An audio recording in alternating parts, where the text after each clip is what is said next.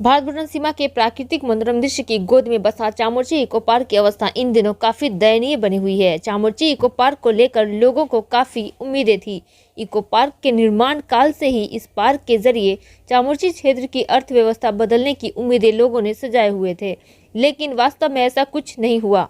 प्रतिदिन डुवर्स के विभिन्न इलाके से इको पार्क को देखने के लिए लोग पहुंचते हैं, लेकिन चामुर्ची इको पार्क की दशा देखकर अक्सर लोग मायूस हो जाते हैं। इको पार्क के आसपास घने बड़े बड़े जंगल हो गए हैं। इको पार्क की रख रखाव भी सही ढंग से नहीं हो सकी है। इको पार्क में आने वाले पर्यटक शिकायत करते हुए नजर आते हैं। इको पार्क में लगे हुए स्ट्रीट लाइट पूरी तरह से नदारद है। बस मानो एक खंडहर के रूप में दिन प्रतिदिन इको पार्क तब्दील होता जा रहा है। बीरपड़ा से इको पार्क घूमने आए एक दंपति ने बताया कि जिस उम्मीद को लेकर वह यहाँ इको पार्क आए थे, यहाँ आकर ऐसा लगा यहाँ तो कुछ भी नहीं है। सरकार द्वारा इतने रुपए खर्च करने के बाद भी वास्तव में यहाँ पर कोई विशेष काम नहीं हुआ है।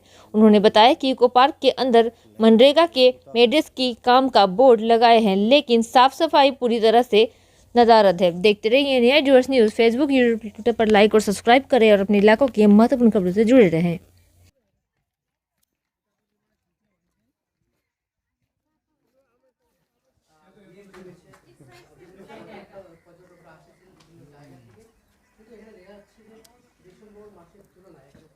আমরা জটেশ্বর থেকে এসেছি চামুর্চি ইকো পার্কে।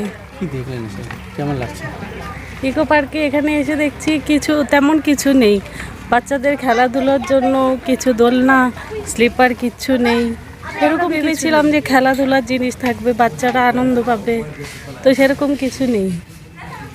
কি হয়েছে ভালো হয়ে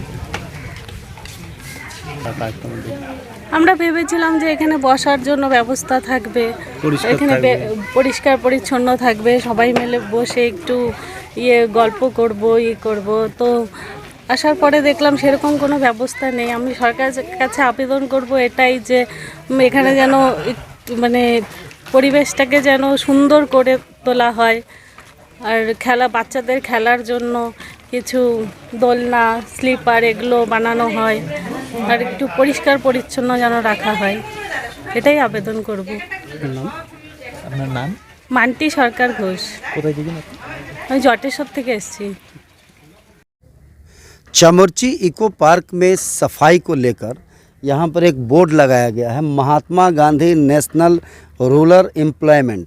ये मनरेगा के तहत, थोड़ा सा आगे आइएगा, ये मनरेगा के तहत यहाँ पर कितने खर्चे हुए, हाल ही में ये बोर्ड लगा है। इससे पहले हम आए थे तो नहीं थे। यहाँ पर स्पष्ट रूप से दिखाई दे 4,10,563 रुपये का, 4,10,563 रुपये का ये बोर्ड लगा हुआ है इस सफाई को लेकर, लेकिन यहाँ पर किसी भी तरह का सफाई नहीं हो रहा है और मनरेगा के पैसे का कैसे दुरुपयोग होता है इसका वानगी ये चामुर्ची इको पार्क में हम सब देख सकते हैं। तो देखिए यहाँ कितनी अभी भी झाड़ वगैरह है, कोई सफाई नहीं है। थोड़ा बहुत ये 2-4-10 मीटर में सफाई हुई है, बाकी सब जगह ऐसे ही स्थिति है। काफ़ी दयनीय स्थिति में यह इको पार्क है। ऐसा बोर्ड मनरेगा का यहाँ पर और भी वहाँ भी है और 1-2 जगह लगाया गया है। इस तरह से 4 लाख करके कितने रुपए खर्च किया गया है। हालांकि इस सफाई को लेकर 2 से 3 लाख रुपया में पूरी तरह से ये चकाचक सफाई हो सकता था, लेकिन यहाँ 10 लाख से ऊपर 4-4 लाख का बोर्ड कई जगह लगा हुआ है।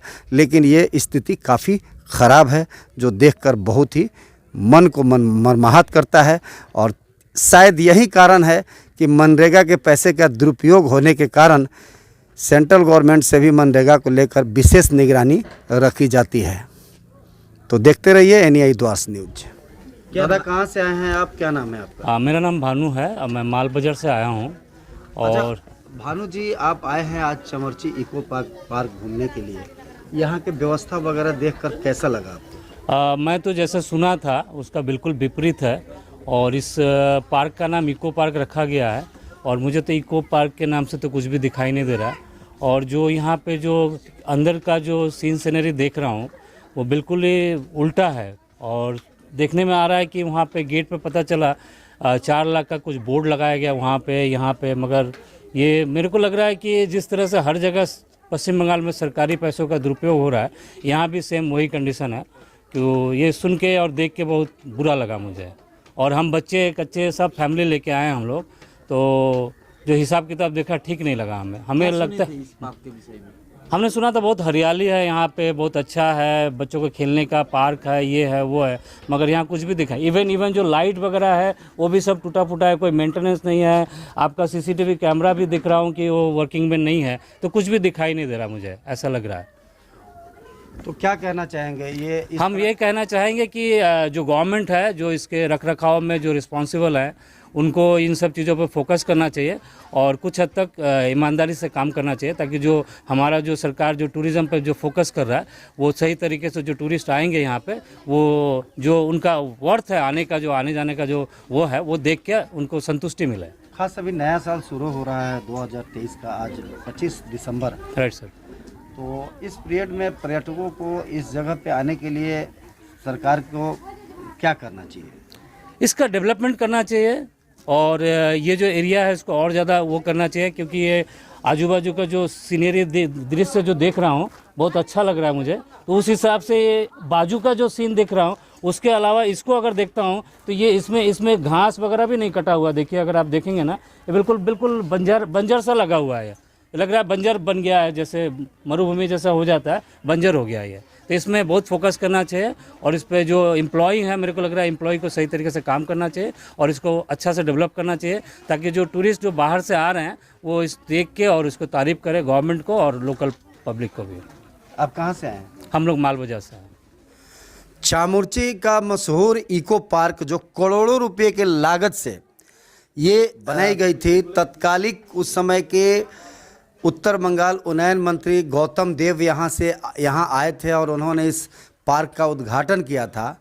तब से लेकर आज तक इस पार्क में पिछले 3 वर्ष कोरोना काल में तो ये बंद ही था, लेकिन यहाँ पर कोरोना काल के बाद में भी स्थिति जब देखा जा रहा है, यहाँ पर सफाई का सरकारी बोर्ड कितने लगे हैं, 4,10,000 का मुख्य गेट पर लगे हुए हैं, इधर बोर्ड लगे हुए हैं, लेकिन ये आज भी देखिए यहाँ पर आप देख सकते हैं दोस्तों कि कितना यहाँ पर जंगल झाड़ है। उस तरफ देखिए कितना सुंदर पहाड़ एरिया का व्यू है, पहाड़ी सीन है। यहाँ पर 3 तरफ से आपको पहाड़ देखने को मिलेगा।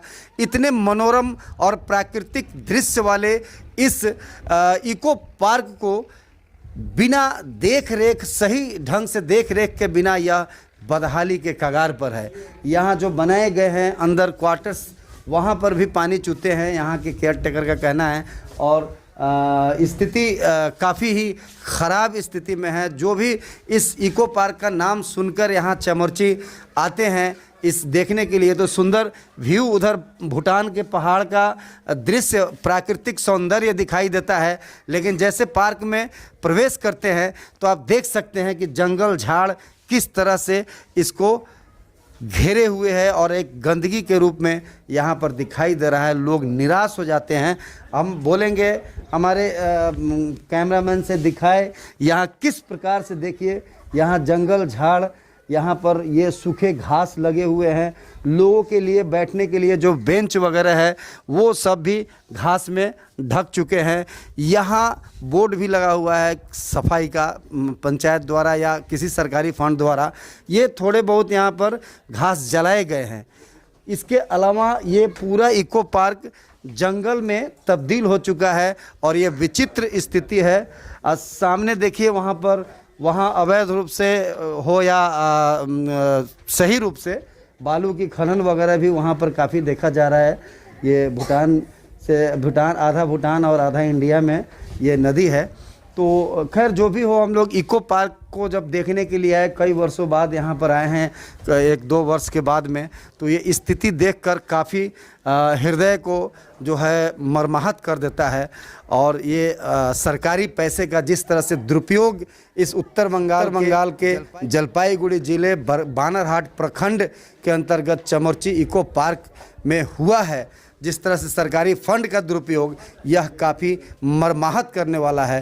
प्रशासनिक अधिकारियों को, सरकार के मंत्रियों को इस पर ध्यान देना चाहिए, क्योंकि यह सरकारी धरोहर है। इससे पर्यटक उद्योग भी हमारा फले फूले, इसलिए इसका यहाँ पर देखभाल करना उचित तरीके से बहुत ज़रूरी है और सरकारी पैसे का दुरुपयोग बंद किया जाए, सही तरीके से इस उद्योग को संचालित किया जाए ताकि हमारा उत्तर बंगाल और पश्चिम बंगाल सरकार का भी आय बढ़े और लोगों के लिए भी यह प्राकृतिक सौंदर्य एक मनोरम दृश्य के रूप में हो, बार बार लोग आए।